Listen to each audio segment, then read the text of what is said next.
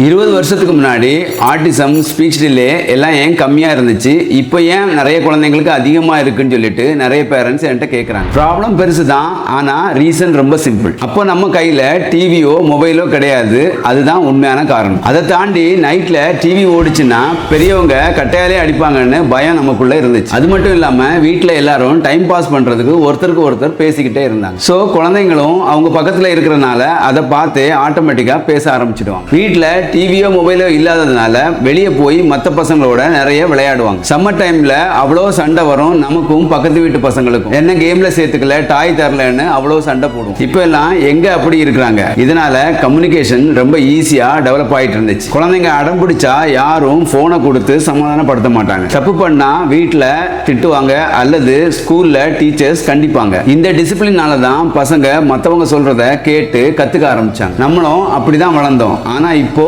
மற்றவங்க கிட்ட இருந்து கத்துக்கிற குழந்தை தான் அறிவாளியா மாற முடியும். உங்க குழந்தையோட அறிவு வளர்ச்சிக்கு ஸ்கிரீன் இல்ல, சோசியல் கனெக்ஷன் தான் முக்கியம்னு புரிஞ்சுக்கோங்க. உங்க குழந்தை ஸ்கிரீன் முன்னாடி உட்கார்ந்து இருக்காங்களா அல்லது மற்ற குழந்தைங்களோட விளையாடுறாங்களான்னு கமெண்ட்ல சொல்லுங்க. இன்னும் டீடைல்ஸ் வேணுமா, இந்த வீடியோவை உங்க ஃப்ரெண்ட்ஸ் அண்ட் ஃபேமிலிஸ்க்கு ஷேர் பண்ணிட்டு growth டைப் பண்ணுங்க. நானே உங்களுக்கு கைட் பண்றேன்.